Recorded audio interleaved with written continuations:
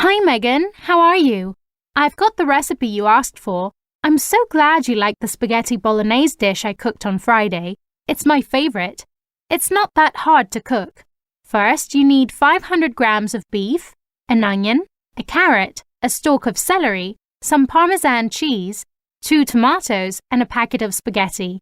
Once you've got all that, you need to wash the vegetables.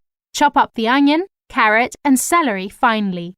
Then, grate the Parmesan cheese, peel the tomatoes, and cut them into small pieces. Put some olive oil in a saucepan and add the onion, vegetables, and meat. Fry all the ingredients until they're cooked. Season with salt and pepper. While you're doing that, boil the spaghetti in salted water for about 10 minutes. When it's ready, drain the spaghetti and place it on a plate. Pour the vegetable and meat sauce over the spaghetti and sprinkle with the Parmesan cheese.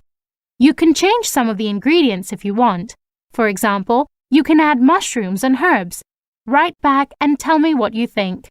Best wishes, Louisa.